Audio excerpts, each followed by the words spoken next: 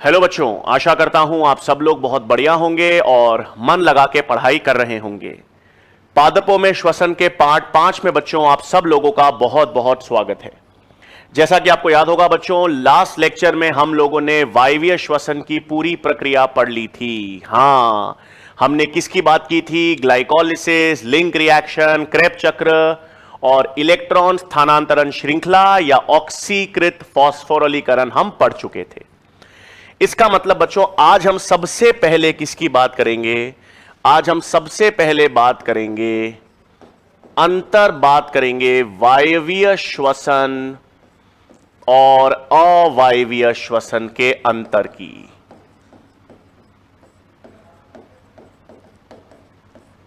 है ना बच्चों? तो वायवीय श्वसन हो या अवायवीय श्वसन, वायवीय श्वसन या अवायवीय श्वसन में हमको यह तो मालूम है ऑक्सीजन की उपस्थिति में होने वाला वायवीय श्वसन है, ऑक्सीजन की अनुपस्थिति में होने वाला अवायवीय श्वसन है।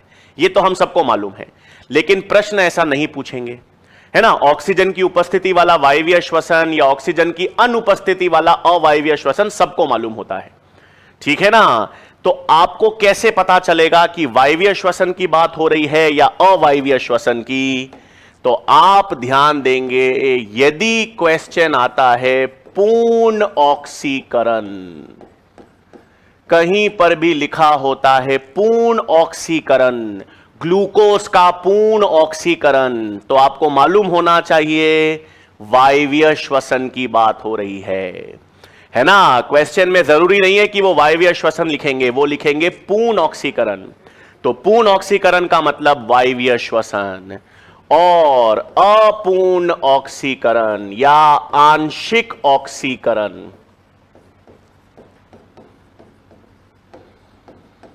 है ना भाई? अगर अपूर्ण या आंशिक ऑक्सीकरण की बात की जाए तो अवायवीय श्वसन, तो पूर्ण ऑक्सीकरण यानी वायवीय श्वसन, अपूर्ण या आंशिक ऑक्सीकरण अवायवीय श्वसन होगा हमेशा। इसका मतलब फिर नेक्स्ट चीज, उत्पाद। वायवीय श्वसन के उत्पाद क्या है भाई? कार्बन डाइऑक्साइड और जल। वायवीय श्वसन के या पूर्ण ऑक्सीकरण के उत्पाद क्या हैं? कार्बन डाइऑक्साइड और जल।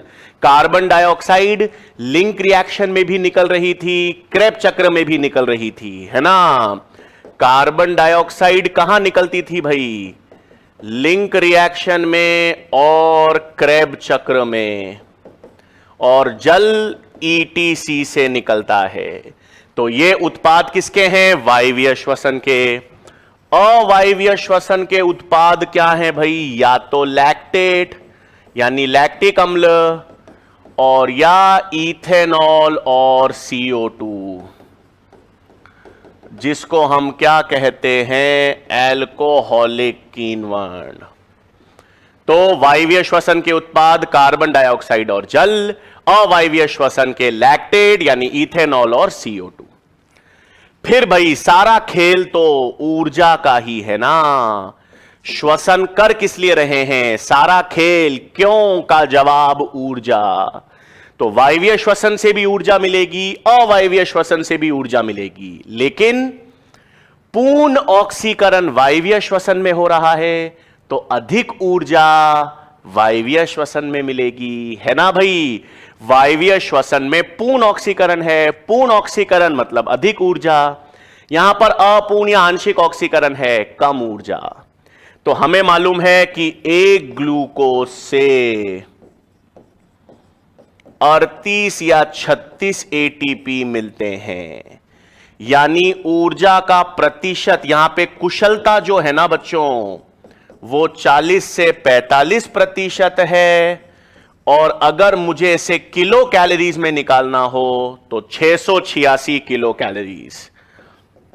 यहां पर अवायवीय श्वसन में याद है केवल 2 ATP, कुशलता 7% से भी कम,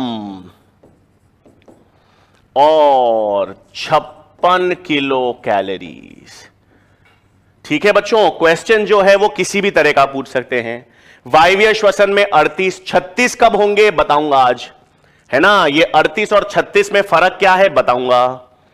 अब कुशलता, मैंने कहा था कोई भी सिस्टम 100% कुशल तो होता ही नहीं। एक ग्लूकोज से सारी की सारी ऊर्जा, 100% ऊर्जा निकल जाए संभव नहीं है। कुछ ऊष्मा हानि होगी, कम या अधिक अलग बात है, लेकिन ऊष्मा हानि होगी। 100% कुशलता किसी भी तंत्र की नहीं हो सकती। तो एक ग्लूकोज से 38 या 36 एटीपी मिलते हैं, मतलब 686 किलो कैलोरीज मिलते हैं। तो कुशलता वायवीय श्वसन की कितनी है? 40 से 45%। वहीं अवायवीय श्वसन में एक ग्लूकोज से केवल 2 एटीपी मिलते हैं, यानी कुशलता 7% से भी कम है। और किलो कैलोरीज में ऊर्जा निकालनी हो तो 56 किलो कैलोरीज है ना। कितनी है भाई? 56 किलो कैलोरीज। फिर ऊर्जा की बात हो गई। दूसरा, वायवीय श्वसन में, वायवीय श्वसन में माइटोकॉन्ड्रिया प्रयुक्त होगा, है ना भाई। वायवीय श्वसन में माइटोकॉन्ड्रिया प्रयुक्त होगा ना।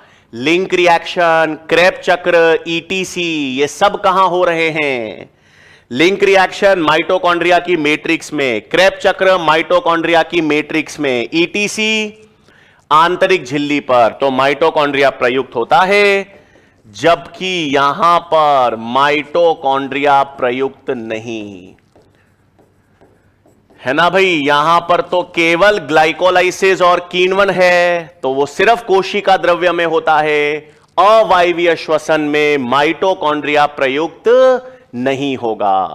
अवायवीय श्वसन में माइटोकॉन्ड्रिया प्रयुक्त नहीं होगा। और अंत में एक और अंतर याद रखना बच्चों, वायवीय श्वसन में जो NADH2 बना था ना, उसका ऑक्सीकरण होगा ETC से और तेजी से, है ना। NADH का ऑक्सीकरण ETC से होगा और तेज दर से होगा। और तभी तो हमने देखा था NADH जब ETC के द्वारा ऑक्सीकरण दर्शाता है तो 3 ATPP बनती है। तो वायवीय श्वसन में NADH का ऑक्सीकरण ETC के माध्यम से होगा, तेजी से होगा और 3 ATP ऊर्जा भी देगा। अवायवीय श्वसन में भी NADH का ऑक्सीकरण तो होगा भाई, NADH का ऑक्सीकरण तो होगा, लेकिन वो तो किण्वन में होगा और धीमे होगा और कोई ऊर्जा नहीं देगा। याद आया? पाइरूवेट से लैक्टेट बनाते थे, पाइरूवेट से इथेनॉल बनाते थे, वहां पर अपचयन हो रहा था। अपचयन हो रहा था तो कोएंजाइम NADH का ऑक्सीकरण हो रहा था। तो ऑक्सीकरण किण्वन में होता है NADH का, और NADH का ऑक्सीकरण जो किण्वन में होगा वो धीमी दर से होगा और कोई ATP संश्लेषण नहीं करेगा। तभी तो 2 ATP आया। अवायवीय श्वसन में हमने NADH और FADH2 के ATP गिने क्या? नहीं गिने। क्यों नहीं गिने? ग्लाइकोलाइसिस में जो NADH2 बना था उससे ऊर्जा क्यों नहीं गिनी अवायवीय में? क्योंकि वो NADH ऑक्सीकृत हो गया किण्वन में बिना ATP दिए। वायवीय श्वसन में NADH से 3 ATP क्यों लिए? क्योंकि ऑक्सीकरण ETC के माध्यम से हुआ और इसलिए 3 ATP गिने, है ना। NADH का ऑक्सीकरण दोनों में हो रहा है, लेकिन वायवीय श्वसन में ETC के माध्यम से हो रहा है, तेजी से हो रहा है और 3 ATP मिल रहे हैं। अवायवीय श्वसन में ऑक्सीकरण किण्वन के माध्यम से हो रहा है, धीमी दर से हो रहा है, कोई ऊर्जा या ATP नहीं बनता, है ना। इसीलिए तो एक ग्लूकोज से 2 ATP। इसीलिए ग्लाइकोलाइसिस दोनों में होता है। ग्लाइकोलाइसिस जब वायवीय श्वसन में होता है तो उसके NADH से हम ATP गिनते हैं, लेकिन जब अवायवीय श्वसन में होता है तो हम उसके NADH से ATP नहीं गिनते, क्योंकि वो NADH किण्वन के द्वारा ऑक्सीकृत होता है, इसलिए 2 ATP गिनते हैं। याद रखना बच्चों, ये क्वेश्चन फिर याद रखना। जब ध्यान से यहां पर एक ग्लूकोज एक ग्लूकोज जब ग्लाइकोलिसिस करता है उसके बाद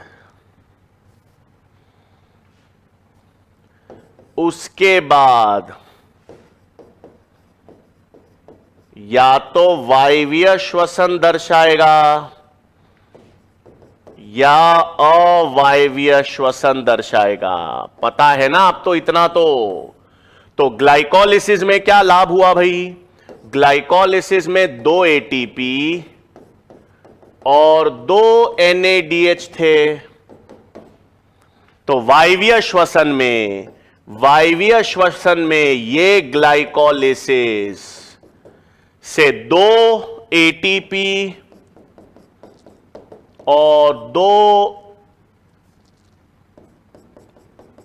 NADH इंटू 3 ATP कितने होंगे? 8 ATP मिलेंगे वायवीय श्वसन।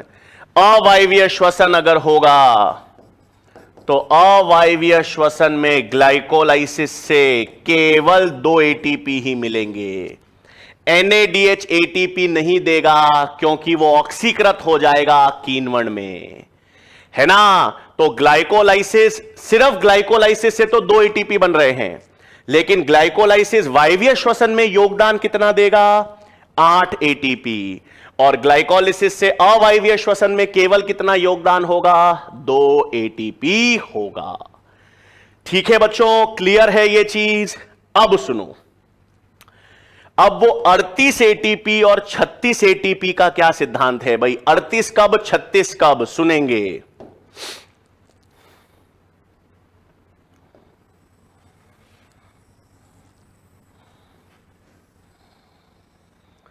ये आपके पास एक कोशिका है भाई, और ये कोशिका का माइटोकॉन्ड्रिया। कितनी बार हम बना चुके हैं ये सिस्टम, है ना भाई? क्या बना चुके हैं हम? कोशिका द्रव्य में ग्लाइकोलिसिस होता है।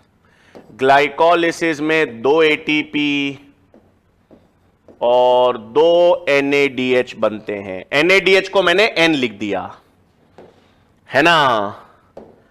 फिर मैट्रिक्स में लिंक रिएक्शन, 2 NAD यहां पर, और क्रेब चक्र में 3 NAD और 1 FADH2। यही तो बनते हैं, है ना भाई। अब इन सब का ऑक्सीकरण कहां पर होगा? ETC में। ये ETC पे जाएगा, ये ETC पे ऑक्सीकृत होगा। इन सब का ऑक्सीकरण कहां होगा भाई? इन सब का ऑक्सीकरण ETC में होगा। ये जो NADH2 है ग्लाइकोलाइसिस का, वो भी ऑक्सीकृत कहां पर होगा?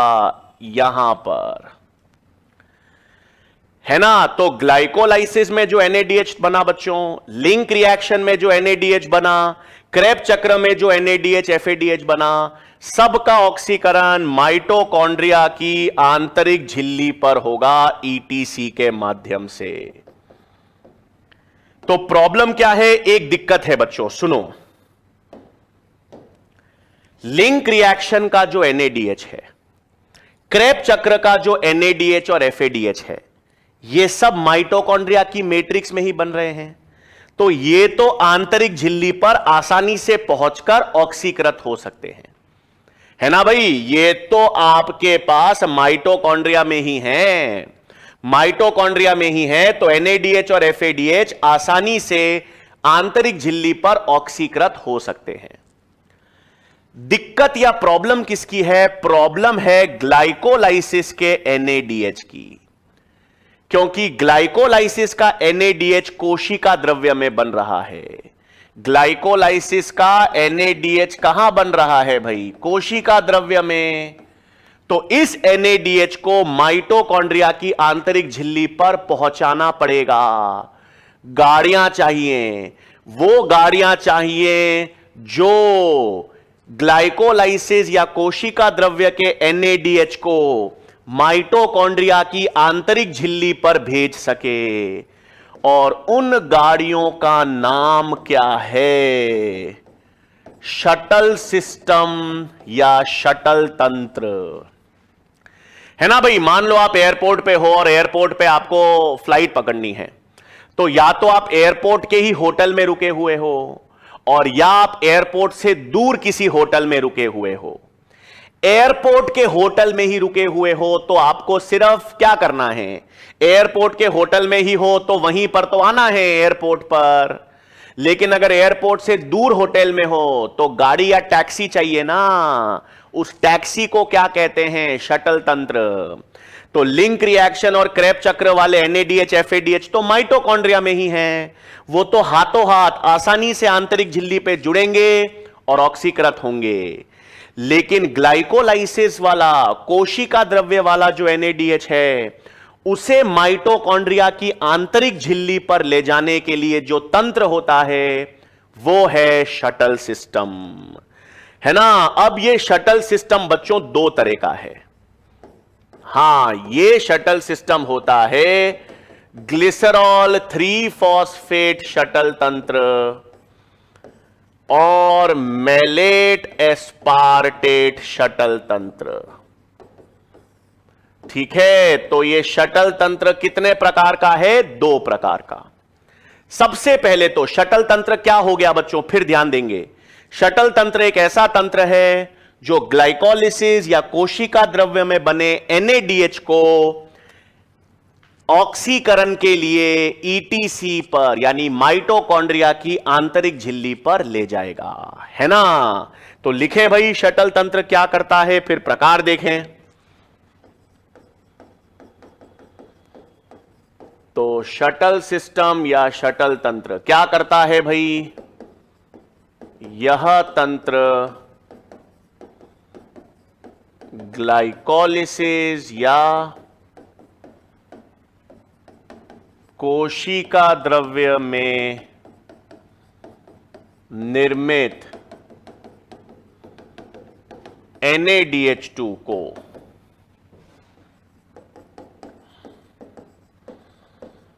ऑक्सीकरण हेतु कहां ले जाता है? माइटोकॉन्ड्रिया की आंतरिक झिल्ली पर, है ना। तो यह तंत्र क्या कर रहा है बच्चों? ग्लाइकोलिसिस या कोशिका द्रव्य में निर्मित NADH को ऑक्सीकरण हेतु माइटोकॉन्ड्रिया की आंतरिक झिल्ली पर स्थानांतरित करता है।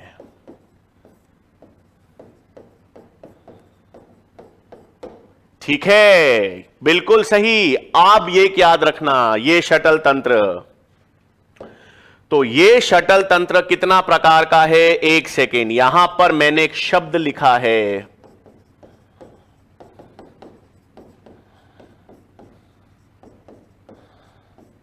ठीक है, ये एक शब्द लिखा है बच्चों यूकैरियोट्स के लिए मान्य, एक सेंटेंस, इस पर मैं वापस आऊंगा।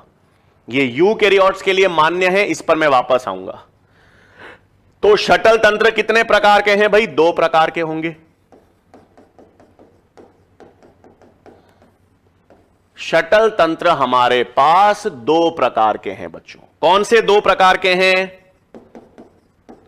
एक होता है ग्लिसरॉल 3 फॉस्फेट शटल तंत्र और एक है मैलेट एस्पार्टेट शटल तंत्र। तो शटल तंत्र 2 प्रकार के हैं, सुनेंगे। ग्लिसरॉल शटल तंत्र क्या करता है? ग्लिसरॉल शटल तंत्र जो है ना बच्चों, वो NADH को माइटोकॉन्ड्रिया में स्थानांतरित करेगा। ग्लिसरॉल 3 फॉस्फेट शटल तंत्र क्या करेगा?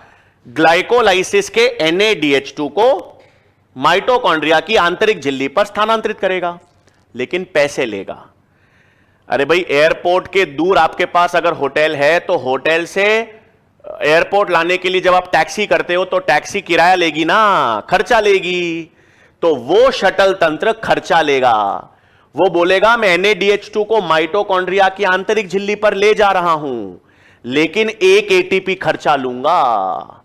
तो जितने NADH2 ले जाऊंगा उतना ATP खर्चा लूंगा। तो ग्लाइकोलाइसिस में ये सब ग्लूकोज के रिस्पेक्ट से है बच्चों, याद रखना। ये सब जो मैं समझा रहा हूं वो एक ग्लूकोज के संबंध में है। तो एक ग्लूकोज से ग्लाइकोलाइसिस में 2 NADH बनते हैं, तो 2 NADH2 के लिए कितना खर्चा लेगा? 2 ATP खर्चा लेगा। तो एक ग्लूकोज से 38 ATP बन रहे थे, लेकिन 2 ATP तो खर्चा लग गया NADH को ETC में स्थानांतरित करने के लिए। तो 2 ATP कम, 38 की बजाय 36 ATP लगेंगे। आई समझ में? अब एक ग्लूकोज से सर 36 ATP क्यों लिखते हैं? इसीलिए क्योंकि यदि ग्लिसरॉल 3 फॉस्फेट शटल तंत्र हो, वो प्रति NADH2 स्थानांतरण का 1 ATP खर्च लेगा। तो 2 NADH2 ले जाने के लिए 2 ATP का खर्चा, तो 2 ATP खर्च हो गए, तो 38 की बजाय 36 ATP ही बनेंगे। तो ग्लिसरॉल 3 फॉस्फेट क्या करता है? प्रति NADH स्थानांतरण, प्रति NADH स्थानांतरण 1 ATP खर्च। तो कुल 2 ATP खर्च। तो एक ग्लूकोज के पूर्ण ऑक्सीकरण से 36 ATP। अब ये कहां कहां होगा? उदाहरण, पादपों में यही तंत्र होता है, कवक में यही तंत्र होता है, हमारे मस्तिष्क में और कंकाल पेशियों में यही तंत्र होता है ना भाई? तो मानव में मस्तिष्क, कंकाल पेशियों, पादपों में, कवक में, अन्य जंतुओं में कौन सा तंत्र देखा जाता है? Glycerol 3 phosphate. इसलिए आपने एनसीईआरटी पढ़ी होगी बच्चों, तो एनसीईआरटी में एक ग्लूकोज के पूर्ण ऑक्सीकरण से 36 ATP लिखे हुए हैं, क्योंकि वो पादपों के संबंध से बता रहा है। पादपों में यही तंत्र, यही शटल तंत्र काम करता है, 2 ATP खर्च होंगे, इसलिए एक ग्लूकोज से 36 ATP बनेंगे। दूसरा शटल तंत्र है मैलेट एस्पार्टेट। ये आपका मित्र है। मान लो आप जिस शहर में रह रहे हो वहां पर मित्र बोलता है भाई तू टैक्सी मत करना, तुझे तो मैं छोड़ के आऊंगा। तो आपके मित्र जब आपको एयरपोर्ट पे छोड़कर आएगा तो वो आपसे पैसे लेगा क्या? नहीं ना, मित्र तो कोई खर्चा नहीं लेगा, वो तो आपको ऐसे ही एयरपोर्ट पे छोड़कर आएगा। तो malate aspartate, malate aspartate shuttle तंत्र बिना खर्चा किए NADH को माइटोकॉन्ड्रिया में लेकर आता है। बिना खर्चा, बिना ATP प्रयुक्त किए NADH को माइटोकॉन्ड्रिया की आंतरिक झिल्ली पर लेकर आता है। तो एक ग्लूकोज से 38 ATP बनेंगे, है ना भाई? मैलेट एस्पार्टेट, मैलेट एस्पार्टेट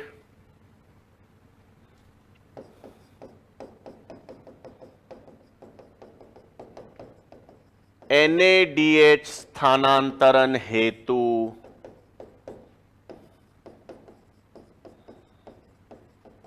कोई खर्च नहीं लेता। तो कोई खर्च नहीं लेता, तो एक ग्लूकोज से 38 ATP ही बनते हैं। पर यह कहां देखा जाएगा? ये मैलेट एस्पार्टेट बच्चों हमको लिवर में दिखने को मिलता है, किडनीज में देखने को मिलता है और हृदय में। तो हार्ट में, लिवर में, किडनीज, हृदय की कोशिकाएं मतलब कार्डियक कोशिकाएं, लिवर और यकृत में आपको कौन सा शटल तंत्र देखने को मिलेगा बच्चों? मैलेट एस्पार्टेट तंत्र देखने को मिलता है। तो आई होप ये क्लियर हो गया होगा कि एक ग्लूकोज से 36 ATP मतलब ग्लिसरॉल 3 फॉस्फेट तंत्र है, और एक ग्लूकोज से 38 ATP मतलब मैलेट एस्पार्टेट। अब देखो बच्चों, मैंने यहां पर कवक, जंतु, पादप, मानव ये तो लिखे हैं, मैंने यहां कहीं पर भी बैक्टीरिया यानी जीवाणु का नाम नहीं लिखा ना भाई। मैंने आपसे कहा था श्वसन की प्रक्रिया तो सभी जीवों में होती है।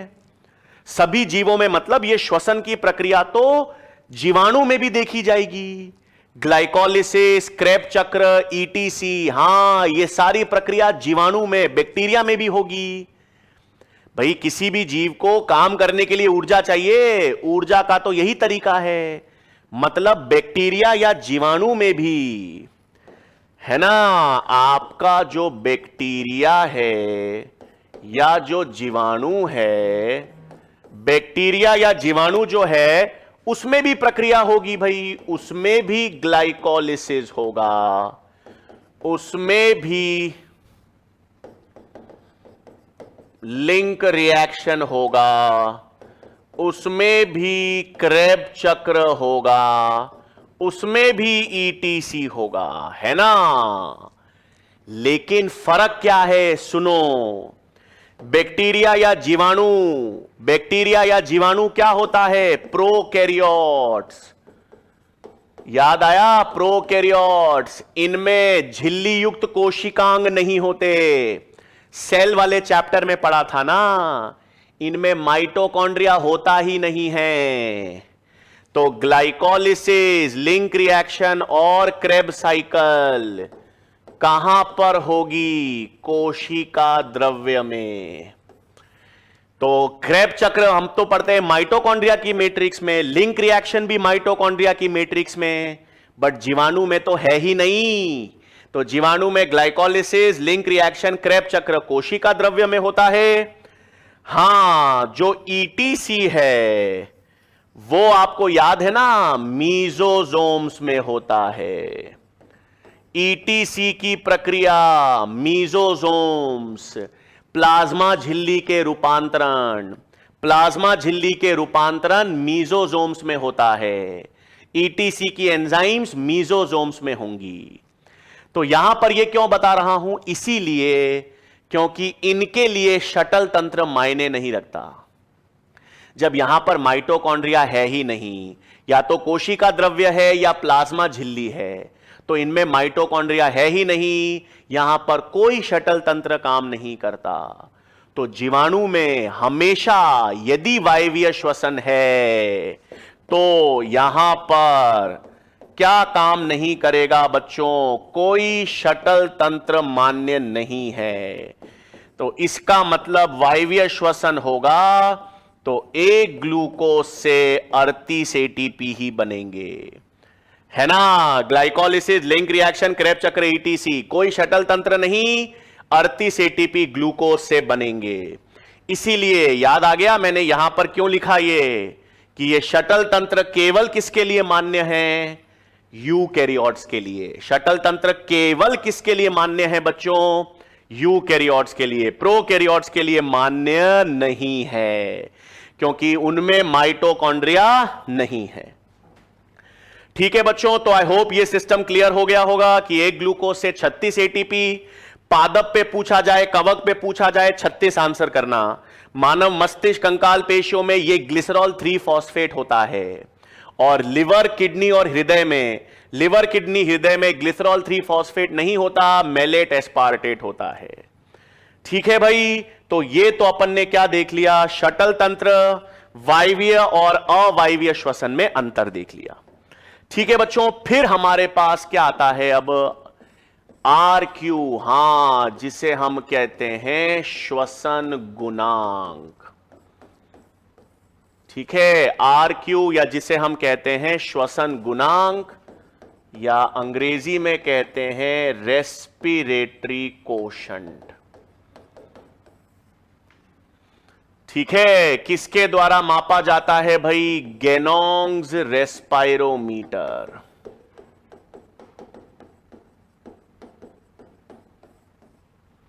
अब श्वसन गुणांक का सूत्र क्या है भाई, RQ का मान होता है, श्वसन में किसका उत्पादन होता है, CO2 का, और किसका प्रयोग आता है, ऑक्सीजन, है ना। तो श्वसन में ऑक्सीजन प्रयुक्त होती है, कार्बन डाइऑक्साइड मुक्त होती है, उनके अनुपात को ही तो श्वसन गुणांक कहेंगे। तो RQ क्या हो गया भाई? निष्कासित कार्बन डाइऑक्साइड का आयतन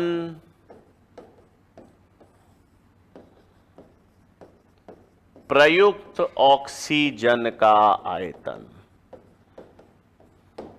ठीक है, तो RQ का मान हमेशा निष्कासित CO2 का आयतन बटा प्रयुक्त ऑक्सीजन। हम श्वसन में ऑक्सीजन प्रयुक्त करते हैं, CO2 मुक्त करते हैं। और यह मान किस पर निर्भर करेगा भाई? ये RQ का मान किस पे निर्भर करेगा? क्रियाधार पर। भाई कार्बोहाइड्रेट्स का ऑक्सीकरण कर रहे हो, वसा का कर रहे हो, प्रोटीन्स का कर रहे हो, कार्बनिक अम्ल का कर रहे हो, तो RQ का मान निर्भर किस पे करेगा भाई? RQ का मान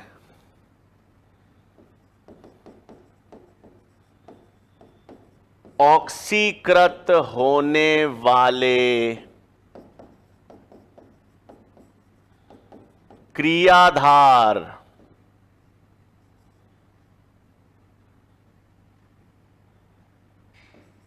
पर मान्य होता है ना भाई? तो RQ का मान किस पे निर्भर करेगा? पर RQ का मान ऑक्सीकृत होने वाले क्रियाधार पर निर्भर करेगा कि आप कार्बोहाइड्रेट्स का ऑक्सीकरण कर रहे हो, वसा का कर रहे हो, प्रोटीन्स का या कार्बनिक अम्ल का।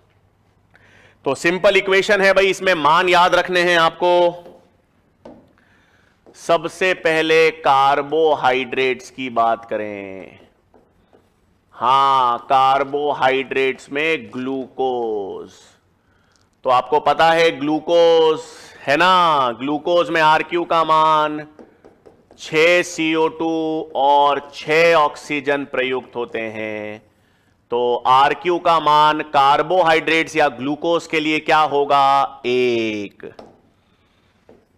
फिर वसा एवं प्रोटीन्स, वसा एवं प्रोटीन्स का जो RQ का मान है ना बच्चों, वो 1 से कम होता है। वसा और प्रोटीन का मान RQ का कम होगा। कैसे? RQ वसा का 0.7 और RQ प्रोटीन्स का 0.8 से 0.9। कहने का मतलब वसा और प्रोटीन्स जो है ना बच्चों, दोनों का जो RQ है वो 1 से कम है। वसा का 0.7 है और प्रोटीन्स का 0.8 या 0.9 है। फिर जो RQ का मान कार्बनिक अम्ल का, RQ का मान कार्बनिक अम्ल का 1 से अधिक होगा। हां, 1 से अधिक होगा। इसमें कैसे याद रखोगे? 3 याद रखने हैं भाई। सिट्रिक अम्ल, मैलिक अम्ल और ऑक्सैलिक अम्ल। सिट्रिक 1.3, 1.33 और 4। तो सिट्रिक, मैलिक, ऑक्सैलिक ये सब कार्बनिक अम्ल हैं। कार्बनिक अम्ल में RQ का मान 1 से ज्यादा होगा। वसा और प्रोटीन्स में RQ का मान 1 से कम होगा। कार्बोहाइड्रेट्स का RQ का मान 1 होगा। तो मिश्रित डाइट, हां मिक्स्ड डाइट, मिश्रित डाइट में कार्बोहाइड्रेट, वसा, प्रोटीन तीनों शामिल हैं। तो तीनों का एवरेज निकालोगे तो 0.85। मिश्रित डाइट का निकालोगे तो 0.85। RQ अगर अवायवीय श्वसन का पूछ लिया जाए भाई, अवायवीय श्वसन, अवायवीय श्वसन में ऑक्सीजन ही नहीं होगा। ऑक्सीजन नहीं होगा तो कोई भी डिवाइड करो, किसी भी चीज को 0 से डिवाइड करो तो अनंत आ जाएगा ना, अनंत है ना भाई। अवायवीय श्वसन में ऑक्सीजन ही नहीं है, ऑक्सीजन नहीं है तो नीचे 0 आ जाएगा। किसी भी चीज को 0 से डिवाइड करोगे तो क्या आता है मान? अनंत। अवायवीय श्वसन में RQ का मान अनंत हो गया। फिर कुछ विशिष्ट मान याद रखने हैं बच्चों। विशिष्ट RQ के मान याद रखने हैं। कौन से? एक तो RQ कैम पादपों का रात में, कैम पादपों का वो भी रात्रि में। अब बिल्कुल सही बच्चों, कैम पादप क्या होते हैं सर? रात्रि में क्या होता है सर? ये प्रकाश संश्लेषण में पढ़ेंगे, है ना बच्चों। ये चैप्टर खत्म होने के बाद नेक्स्ट चैप्टर हमारा प्रकाश संश्लेषण है। प्रकाश संश्लेषण में हम इनकी बात करेंगे, है ना। तो प्रकाश संश्लेषण में अपन देखेंगे कि इनका RQ का मान 0 क्यों है। इसी प्रकार RQ अंकुरित बीजों में आ जाए तो अंकुरित बीजों में वसा से ऊर्जा मिलती है, वसा से ऊर्जा मिलती है, इसका मतलब RQ का मान 1 से कम होगा। ठीक है बच्चों, सीधा प्रश्न आता है इसमें। RQ का मान कार्बोहाइड्रेट्स का, वसा का, प्रोटीन्स का, कार्बनिक अम्ल का, अवायवीय श्वसन का और विशिष्ट अवस्थाएं, है ना भाई। तो ये RQ का मान आपको सीधे सीधे याद रखना है। कैम पादप रात्रि में 0 क्यों होंगे ये मैं प्रकाश संश्लेषण में बताऊंगा। और अंकुरित बीजों में 1 से कम क्यों है? क्योंकि वसा से ऊर्जा मिल रही है, और वसा जब प्रयुक्त होंगे RQ के रूप में तो RQ या श्वसन गुणांक क्या हो जाएगा? 1 से कम हो जाता है। ठीक है बच्चों, तो ये अपने पास 1 से कारक कम हो गए। अब देखो बच्चों, ये तो NCERT की लगभग अपन ने सारी चीजें देख ली हैं। हां, अभी पादपों में संवातन की बात नहीं की मैंने, लेकिन अब पहले कुछ विशेष बिंदु जो हैं बच्चों आपको पता होने चाहिए, जो NCERT में नहीं है लेकिन फिर भी वो क्रम आपको पता होने चाहिए। तो अब देखो बच्चों, मैं कुछ प्रक्रिया यहां पर बता रहा हूं, ध्यान से समझेंगे। पहले बच्चों एक पथ होता है जिसे हम कहते हैं पेंटोस फॉस्फेट पथ। हां, पेंटोस फॉस्फेट पथ या जिसे कहते हैं PPP, है ना। पेंटोस फॉस्फेट पथ का एक और नाम है बच्चों, इसे हम हेक्सोस मोनोफॉस्फेट शंट भी कहते हैं, या इसे हम हेक्सोस मोनोफॉस्फेट शंट के अलावा इसे हम वॉरबर्ग डिकन्स पाथवे भी कहते हैं। ठीक है भाई, तो पेंटोस फॉस्फेट पथ का एक नाम है। पेंटोस फॉस्फेट पथ को हम हेक्सोस मोनोफॉस्फेट शंट भी कहते हैं, वॉरबर्ग डिकन्स पथ भी कहते हैं। ठीक है, अब ये क्या है सर? देखो बच्चों, अभी अपन ने जो श्वसन की प्रक्रिया पढ़ी ना, श्वसन की प्रक्रिया में तो अपन ने ऊर्जा बनाई, जैसे अपन ने ग्लूकोज या कार्बोहाइड्रेट का ऑक्सीकरण किया, और ग्लूकोज या कार्बोहाइड्रेट के ऑक्सीकरण से अपन ने ये ऊर्जा बनाई।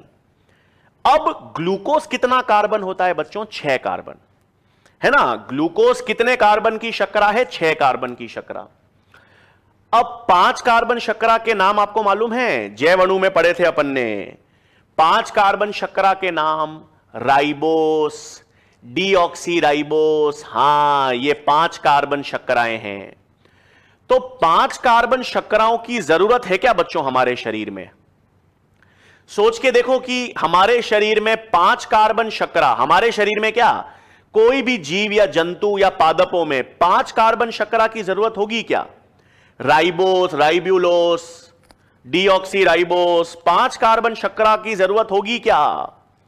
बिल्कुल होगी। 5 कार्बन शर्करा की जरूरत बिल्कुल होगी। डीएनए बनाने के लिए डीऑक्सीराइबोस शर्करा चाहिए, आरएनए बनाने के लिए राइबोस शर्करा चाहिए। ये एटीपी है ना, ऊर्जा हमारी, एटीपी में भी शर्करा राइबोस होती है। बता रखा है मैंने जैव अणु में सब चीजें।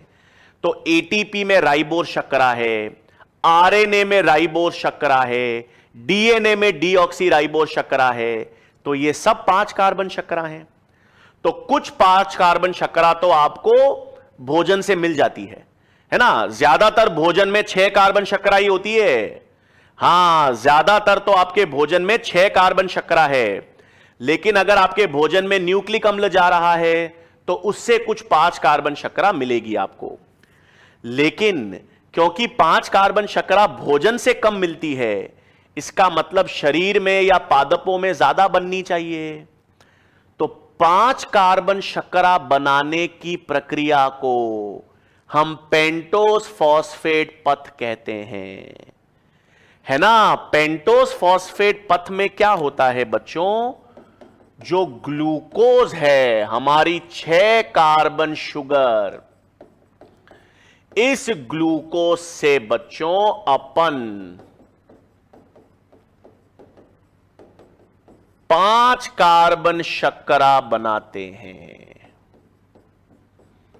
है ना। तो 6 कार्बन शर्करा से 5 कार्बन शर्करा का निर्माण हमारे शरीर में या पादपों में किस प्रक्रिया के माध्यम से होता है, पेंटोस फॉस्फेट पथ। पेंटोस फॉस्फेट पथ एक ऐसी प्रक्रिया है जिसके द्वारा हम 6 कार्बन शर्करा से 5 कार्बन शर्करा बनाते हैं, 6 कार्बन शर्करा से 5 कार्बन शर्करा का निर्माण करते हैं। अब इसमें बच्चों में पद तो बना दूंगा, ठीक है। इसमें 3 या 4 पद होते हैं पेंटोस फॉस्फेट में, वो मैं पद भी लिखा दूंगा आपको, लेकिन कौन सी चीज याद रखनी है वो बता दूंगा, ठीक है। तो आओ, तो इतना तो मालूम चल गया कि 6 कार्बन शर्करा से 5 कार्बन शर्करा का निर्माण करना हो तो उस प्रक्रिया को क्या कहेंगे, पेंटोस फॉस्फेट पथ। अब 5 कार्बन शर्करा की जरूरत क्यों है, आरएनए बनाने में, डीएनए बनाने में, एटीपी बनाने में, इन सब में 5 कार्बन शर्करा चाहिए। तो 6 कार्बन से 5 कार्बन शर्करा का निर्माण पेंटोस फॉस्फेट पथ में होगा। कैसे होगा, आ जाओ देखते हैं। तो यहां पर क्या होगा भाई, पेंटोस फॉस्फेट पथ बता रहा हूं। ग्लूकोज से बनेगा ग्लूकोज 6 फॉस्फेट, ग्लूकोज 6 फॉस्फेट से बनेगा 6 फॉस्फोग्लूकोनोलैक्टोन, फिर बनेगा 6 फॉस्फोग्लूकोनिक एसिड, और फिर बनेगा राइब्यूलोस 5 phosphate. 6 carbon 6 carbon 6 carbon 6 carbon 5 carbon, ठीक है। फिर यहां पर glucose 6 phosphate dehydrogenase, NADP NADPH2 और CO2। देखो बच्चों क्या हो रहा है, सुनो। ये तो पेंटोस फॉस्फेट पथ है, मैंने बना दिया। फिर कह रहा हूं पेंटोस फॉस्फेट पथ ये याद रखने की जरूरत नहीं पड़े, कोई भी सवाल आए ये याद नहीं भी हो तो चल जाएगा काम। क्यों नहीं, सुनो। क्योंकि आपका उद्देश्य क्या है, सुनो। सबसे पहले तो पेंटोस फॉस्फेट पथ में 6 कार्बन की शर्करा को अपन 5 कार्बन की शर्करा में परिवर्तित कर रहे हैं, है ना। इसका मतलब जब 6 कार्बन शर्करा 5 कार्बन शर्करा में परिवर्तित हो रही है, 6 कार्बन से 5 कार्बन, तो 1 कार्बन कम होगा ना, और 1 कार्बन कम होगा तो वो किस रूप में मुक्त होगा, CO2 कार्बन डाइऑक्साइड। मतलब पेंटोस फॉस्फेट पथ में एक विकार्बोक्सिलीकरण होगा। पेंटोस फॉस्फेट पथ में एक विकार्बोक्सिलीकरण या डीकार्बोक्सिलेशन होगा। पहली चीज याद रखनी है, 6 कार्बन से 5 कार्बन तो एक वी कार्बोक्सिलीकरण। ग्लूकोज 6 फॉस्फेट से फॉस्फोग्लूकोनोलैक्टोन बना ये पद बच्चों, और ग्लूकोनोलैक्टोन कीटोन से अम्ल या एसिड बना, ये दो जगह ऑक्सीकरण होंगे। पेंटोस फॉस्फेट पथ में ऑक्सीकरण कितने हो गए भाई? 2 ऑक्सीकरण हुए। एक तो ग्लूकोज 6 फॉस्फेट से फॉस्फोग्लूकोनोलैक्टोन बना, यह ऑक्सीकरण हुआ, और फॉस्फोग्लूकोनोलैक्टोन से ग्लूकोनिक अम्ल बना, ये 2 ऑक्सीकरण हुए। तो एक पहला सवाल, तो पेंटोस फॉस्फेट पथ में कितने ऑक्सीकरण? 2। कितने वी कार्बोक्सिलीकरण? 1। हमेशा याद रखना, हर में लिखाया है मैंने, ग्लाइकोलिसिस में लिखाया था, याद है? ग्लाइकोलिसिस में 1 ऑक्सीकरण था, 2 आधारीय स्तर फॉस्फोरिलीकरण थे, कोई ऑक्सीजन प्रयुक्त नहीं हो रहा था, कोई CO2 मुक्त नहीं हो रही थी, कोई वी कार्बोक्सिलीकरण नहीं था। क्रेब चक्र में बताया था 4 ऑक्सीकरण थे, 2 वी कार्बोक्सिलीकरण थे। लिंक रिएक्शन में पढ़ा था, 2 लिंक रिएक्शन में ऑक्सीकृत वी कार्बोक्सिलीकरण था। ये ठीक है? तो पेंटोस फॉस्फेट पथ में 1 वी कार्बोक्सिलीकरण होगा, 6 कार्बन से 5 कार्बन, और 2 ऑक्सीकरण ग्लूकोज 6 फॉस्फेट से फॉस्फोनोग्लूकोलैक्टोन और ग्लूकोनिक एसिड। तीसरी चीज, एक प्रमुख एंजाइम याद रखनी है। कौन सी प्रमुख एंजाइम? ग्लूकोज 6 फॉस्फेट डिहाइड्रोजिनेस, प्रमुख एंजाइम पेंटोस फॉस्फेट पाथवे की, पेंटोस फॉस्फेट पाथवे की प्रमुख एंजाइम यही ग्लूकोज 6 फॉस्फेट डिहाइड्रोजिनेस। आनुवांशिकी याद आ गई? ग्लूकोज 6 फॉस्फेट डिहाइड्रोजिनेस की कमी से, ग्लूकोज 6 फॉस्फेट डिहाइड्रोजिनेस की कमी या डेफिशिएंसी से एक्स संलग्न अप्रभावी रोग पड़ा था। हां, वो एंजाइम। तो प्रमुख, बाकी कोई एंजाइम याद नहीं रखनी भाई, एक प्रमुख एंजाइम जो पेंटोस फॉस्फेट पथ के लिए जरूरी है वही बता रहा हूं। इतना सारी चीजें जरूरत ही नहीं है, ये एनसीईआरटी में नहीं है, लेकिन मैंने आपको एक हिस्ट्री बता रखी थी, इतिहास, उसके हिसाब से बता रहा हूं कि याद रखना है। ठीक है? जितना फिर याद रखना बच्चों, हमेशा कहता हूं मैं, इतनी सारी चीजें हैं। बायोलॉजी, हम लोग बायोलॉजी है ना बच्चों, बायोलॉजी को लाइफ साइंसेस कहते हैं, जीव है ना, जीवन का विज्ञान है। बहुत सारी चीजें हैं, इतनी सारी चीजें हैं कि जीवन भर आप पढ़ते रहो तो भी बायोलॉजी खत्म नहीं हो सकती। लेकिन हमारे तो 2 ही उद्देश्य हैं।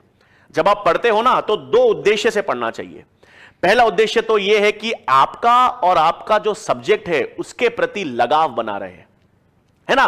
प्रॉब्लम क्या होती है बच्चों, जब हम एंट्रेंस की तैयारी करते हैं ना, तो एंट्रेंस की तैयारी करते वक्त हम क्या है, डरने लग जाते हैं, और जब हम डरने लग जाते हैं तो सब्जेक्ट के प्रति जो प्रेम है ना वो कम होने लग जाता है ना भाई। लगाव, क्यूरियोसिटी, जिज्ञासा, जानने की इच्छा, मजा आना, इंजॉय करना, ये बहुत जरूरी है चीजें बच्चों, है ना। ऐसा नहीं है कि अगर आप किसी सब्जेक्ट को इंजॉय करोगे, उसमें मजे से पढ़ोगे, तसल्ली से पढ़ोगे, तो एंट्रेंस की गाड़ी छूट जाएगी, है ना। ये थोड़ी है कि नहीं भाई भाग के ही गाड़ी पकड़नी है, नहीं, समय से पहले पहुंचोगे तो गाड़ी आने में भी समय होगा और आराम से बैठ पाओगे। ठीक है? भागा दौड़ी नहीं है जीवन में, आराम से, लेकिन आराम से पढ़ने के लिए 2 चीजें जरूरी हैं। एक तो आपका सब्जेक्ट के प्रति ईमानदारी और प्रेम, कि भाई आपको सब्जेक्ट पसंद है, आप समझ रहे हो और आप पढ़ रहे हो, तो वो प्रेम रहेगा ना सब्जेक्ट के प्रति, वो ईमानदारी रहेगी ना सब्जेक्ट के प्रति, तो नंबर अपने आप आ जाएंगे। लेकिन अगर सिर्फ ये सोच के पढ़ोगे कि सर नंबर आ जाएं, मार्क्स आ जाएं, सिलेक्शन हो जाए, तो फिर आप तनाव और डर, ये दोनों अपने जीवन में आप डाल रहे हो। और तनाव और डर जब होता है ना जीवन में बच्चों, तो एक तो सब्जेक्ट के प्रति प्रेम भी कम हो जाता है और हमारी कुशलता या एफिशिएंसी भी कम हो जाती है।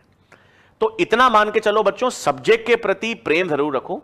दूसरा, बहुत सारी चीजें पढ़ने की जरूरत नहीं है। हां, आप बोलोगे सर कैसे करेंगे, क्यों? क्योंकि अभी तक आप पढ़ते आ रहे हो बच्चों, तो बहुत सारी चीजें पढ़ते आ रहे हो, इतनी सारी चीजें, इसीलिए मैं बता रहा हूं जो अपन पढ़ रहे हैं ना वो बहुत सफिशिएंट है। इसके अतिरिक्त आपको किसी किताब को या किसी टेक्स्ट को या किसी चीजों को देखने की जरूरत नहीं है।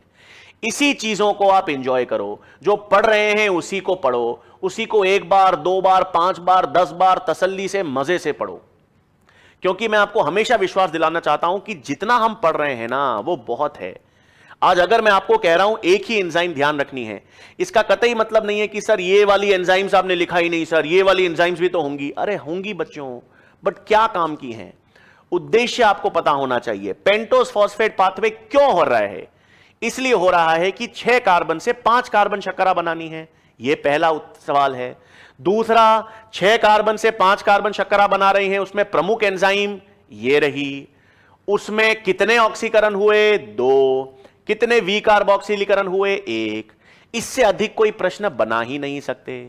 कोई यह सवाल नीट एम्स में नहीं बना सकता कि इस पथ की एंजाइम का नाम बताओ, नहीं। नाम भी पूछेंगे तो आपको पता है CO2 निकल रहा है, वी कार्बोक्सिलेज होगी, डी कार्बोक्सिलेज एंजाइम है। इसीलिए कोई चीजें अगर मैं आपको नहीं लिखवाता हूं, कोई चीज मैं आपको बोलता हूं जरूरत नहीं है याद रखने की, तो वो बिल्कुल नहीं है। ग्लाइकोलिसिस के 10 पद हैं, काम के कितने हैं? 5। काम के 5 का मतलब होते तो शरीर में 10 स्टेप्स हैं, लेकिन एग्जाम्स में आने वाले वो 5 हैं। तो अगर आपने समझा हुआ है उद्देश्य ग्लाइकोलिसिस का, तो आपको यह मालूम है कि कहां ऑक्सीकरण है, कहां आधारीय स्तर फॉस्फोरिलीकरण है। ठीक है, तो 2 ही चीजें मैं आपसे कह रहा हूं बच्चों पढ़ते वक्त। एक तो आपके कंटेंट को सीमित रखो, अभी फिजिक्स भी है, केमिस्ट्री भी है, बायोलॉजी भी है। जितना हम पढ़ रहे हैं, आपकी एनसीईआरटी पुस्तक है और पीडीएफ है, वो हमेशा हर बार हर तार दिन में 10 दिन में आपको हमेशा कहता हूं बहुत है। ठीक है, कोई भी कंपेटिटिव एग्जाम आप दे रहे हो बच्चों, आपको नीट देना है, एम्स देना है, सेकंड ग्रेड की तैयारी, कुछ भी एग्जाम्स आप दे रहे हो, तो हम जितनी चीजें पढ़ रहे हैं वो काफी हैं, है ना। और उस पढ़ाई या मेहनत करते वक्त अपने सब्जेक्ट के प्रति जो ईमानदारी है और प्रेम है वो बनाए रखो, है ना। सब्जेक्ट से प्रेम रखो। हमारा पूरा ह्यूमन फिजियोलॉजी कैसे काम हो रहा है, मस्तिष्क क्या सोच रहा है, क्या सोच रहा है, कैसी तरीके से काम हो रहा है, वो जरूर याद रखो। ठीक है भाई, तो प्रमुख एंजाइम कौन सी हो गई भाई? ग्लूकोज 6 फॉस्फेट डिहाइड्रोजिनेज, और पेंटोस फॉस्फेट पथ में 1 वी कार्बोक्सिलीकरण और 2 ऑक्सीडेशन आपको याद रखने हैं। और 6 कार्बन से 5 कार्बन शर्करा बनी, और वही एक कोएंजाइम बनी NADPH2। अब ये NADPH है, NADH2 नहीं है। NADH2 और NADPH2 में छोटा सा अंतर है भाई, ये P फॉस्फेट का। NADP भी अब एक कोएंजाइम है, NADH भी एक कोएंजाइम है। तो NADP भी कोएंजाइम, NADH भी कोएंजाइम, NADPH2 भी अपचयित कोएंजाइम, NADH2 भी अपचयित कोएंजाइम।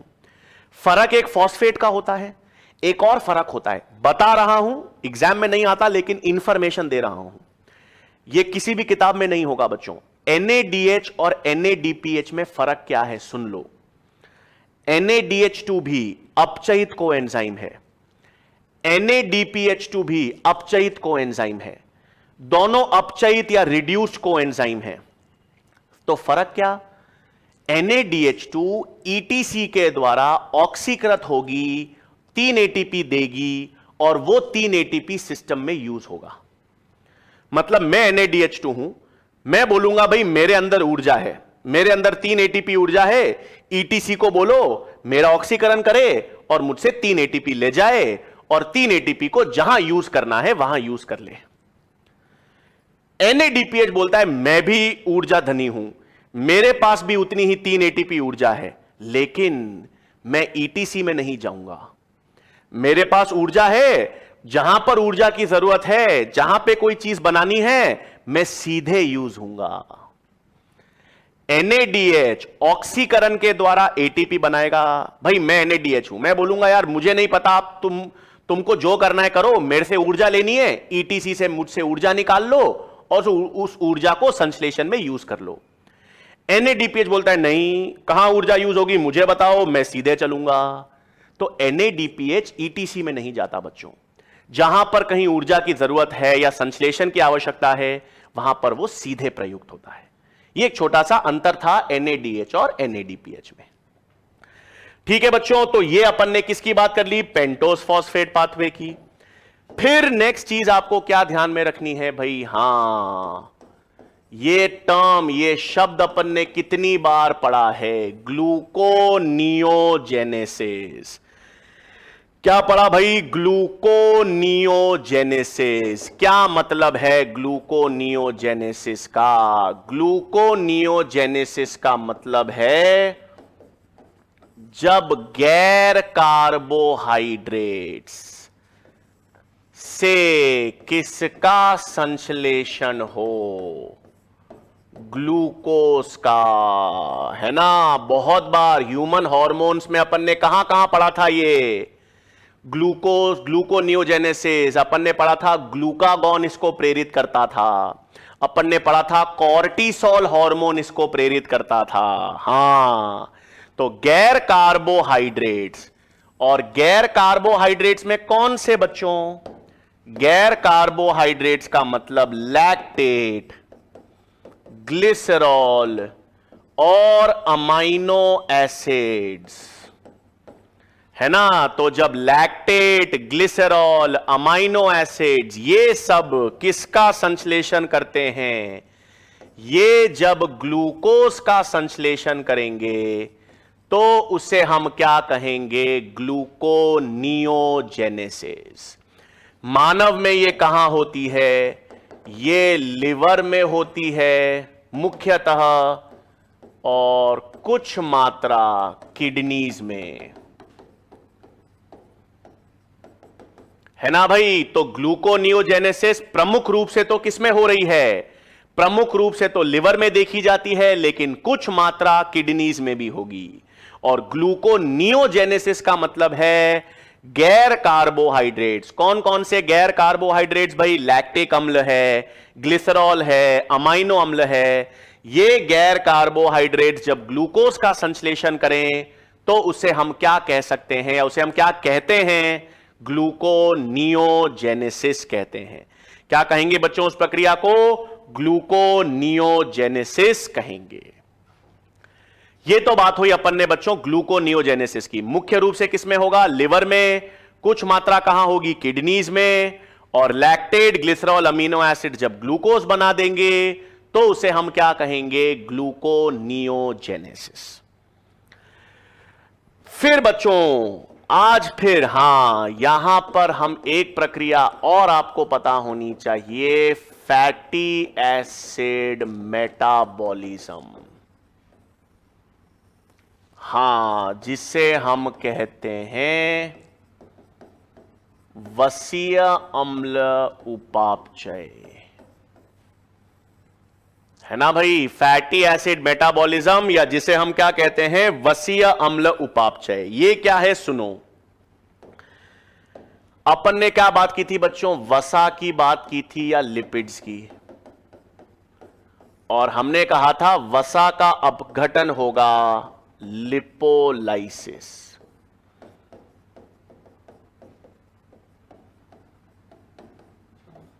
है ना बच्चों? वसा जब टूटता है तो किसमें टूटता है? फैटी एसिड्स, यानी जिसे हम कहते हैं वसीय अम्ल में। और किसमें टूटता है? ग्लिसरॉल में। यह तो सबको पता है ना। वसा का जब अपघटन होगा तो वसा का अपघटन वसीय अम्ल और ग्लिसरॉल में होता है। यह ग्लिसरॉल आगे चलकर ग्लूकोज बना सकता है। इसी प्रक्रिया को तो अपन ने क्या कह दिया? ग्लूकोनियोजेनेसिस। ग्लिसरॉल तो ग्लूकोज बना सकता है, ग्लूकोनियोजेनेसिस। अब काम की चीज, वसीय अम्ल का अपघटन, जिसे अपन ने कहा था बीटा ऑक्सीकरण, किसमें टूटेगा? Acetyl coenzyme A. बताया था ये बात शुरुआत में चैप्टर की समरी में कि वसीय अम्ल से भी तो ऊर्जा मिलेगी और वसीय अम्ल का भी अपघटन होगा। तो वसीय अम्ल का अपघटन क्या कहलाता है? बीटा ऑक्सीकरण। क्या कहलाता है? बीटा ऑक्सीकरण। और एक चीज और बताई थी, बच्चों, संश्लेषण, है ना? क्या बताया था? संश्लेषण।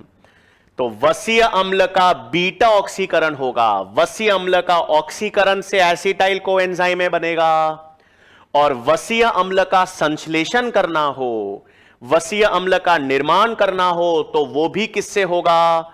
एसिटाइल कोएंजाइम ए से। वसीय अम्ल का निर्माण या संश्लेषण करना हो वो भी किससे होगा? एसिटाइल कोएंजाइम ए से होगा, है ना भाई? तो यही तो अब हम पढ़ेंगे, वसीय अम्ल का उपापचय, वसीय अम्ल का ऑक्सीकरण पढ़ेंगे, वसीय अम्ल का संश्लेषण पढ़ेंगे। तो अब देखो बच्चों, अब मैंने क्या किया, एक चीज,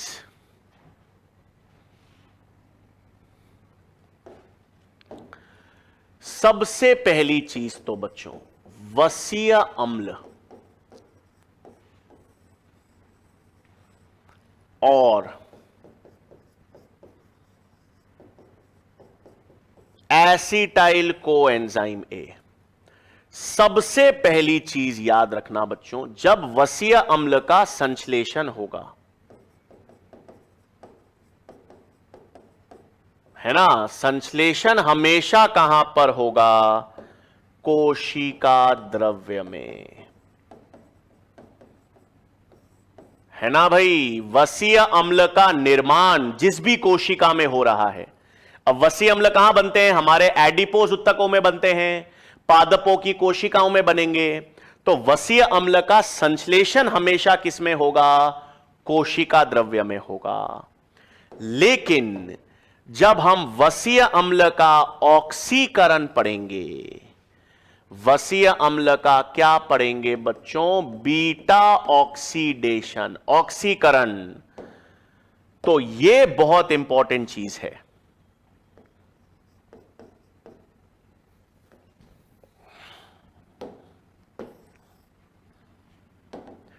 इंपॉर्टेंट चीज इसलिए है क्योंकि जंतुओं में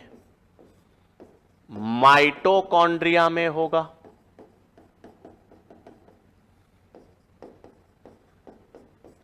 पादपों में पैरोक्सिसोम्स में होगा और अंकुरित बीज में ग्लायोक्सिसोम्स में होगा। यह बहुत इंपॉर्टेंट चीज है बच्चों, इस पे काफी बार क्वेश्चन पूछ सकते हैं या पूछा जा भी चुका है। वसीय अम्ल का ऑक्सीकरण हमको पता है, ये पढ़ेंगे बच्चों अभी अपन, बीटा ऑक्सीकरण, ठीक है? बीटा ऑक्सीकरण की क्रियाविधि पढ़ेंगे भाई, मैं बताऊंगा इससे ऊर्जा कैसे निकालेंगे। ऊर्जा निकालने पर सवाल बन सकता है। तो पहली चीज, वसीय अम्ल बनेगा किससे? एसिटाइल कोएंजाइम में, जो 2 कार्बन है।